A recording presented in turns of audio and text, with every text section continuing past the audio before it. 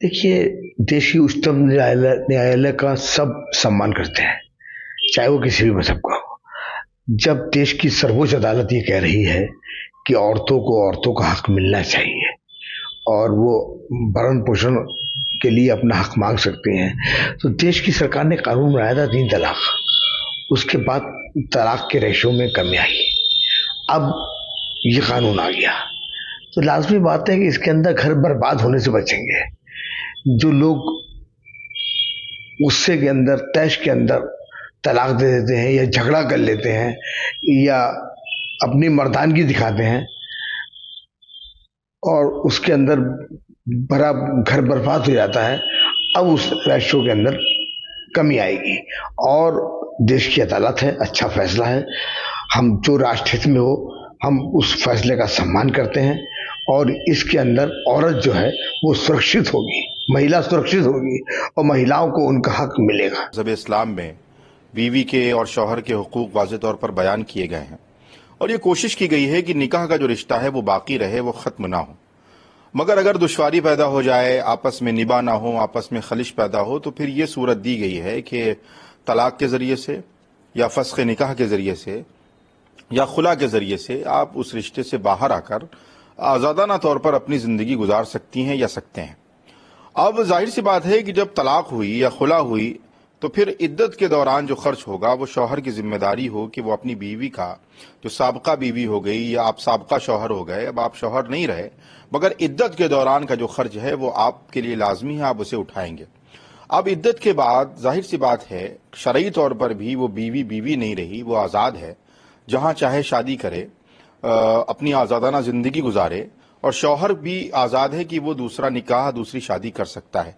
तो ऐसे में शरई नुक्ते नज़र से जब एक रिश्ता बाकी नहीं है, बीवी तलाक के ज़रिए से या खुला के ज़रिए से बीवी बाकी नहीं रही, शौहर तलाक के ज़रिए से शौहर बाकी नहीं रहा, तो फिर शरीयत ने ये जिम्मेदारी नहीं रखी है कि जब कोई रिश्ता नहीं है तो फिर उसका खर्च या उसका भत्ता शौहर पर लाजमी नहीं है। ये मजहबी नुक्ते नज़र की बातें हैं जो मजहब इस्लाम ने हमें बताई हैं। अब कानूनी नुक्ते नज़र से सुप्रीम कोर्ट ने क्या, किन बुनियादों पर यह फैसला किया है, क्या बातें रखी हैं, ये जो लॉ के जानकार हैं या जो मजहब के, जो कानून के जानकार हैं, वो बेहतर तरीके से बता सकते हैं। बहरहाल हमारी यही गुजारिश है कि मजहब इस्लाम ने वाज़ेह तौर पर एक इंसानी ज़िंदगी के लिए ये हिदायत पेश की हैं और मुझे लगता है कि सुप्रीम कोर्ट को इस अपने फैसले पर नज़रसानी करने की ज़रूरत है, रिव्यू करने की ज़रूरत है, ताकि जो मजहबी आज़ादी है वो कहीं ना कहीं मजरू ना हो और मजहब इस्लाम की जो खूबसूरती है वो बाकी रहे। आरएसएस ने एक पत्र के माध्यम से बताया है कि कुछ जगहों पे, देश में कुछ जगहों पे मुस्लिम आबादी तेजी से बढ़ रही है। ऐसे में जनसंख्या कानून नियंत्रण जो है वो बहुत ज़रूरी है। देखिए, सबसे पहली बात तो यह है कि आरएसएस अपने आप को एक बहुत जिम्मेदार तंजीम कहती है।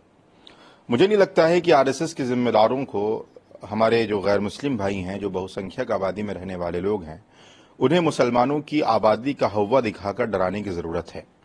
वैसे तो मुस्लिम आबादी कतई तौर पर कहीं नहीं बढ़ रही है, सेंसस रिपोर्ट हमारे सामने है, मुख्तलिफ मौक़े पर सर्वे हुए हैं जिसमें यह बात वाज़ेह तौर पर सामने आई है कि मुस्लिम फैमिली का जो पैमाना है और जो मुस्लिम फैमिली है वो कहीं ना कहीं किसी भी पैमाने पर नहीं बढ़ रही है।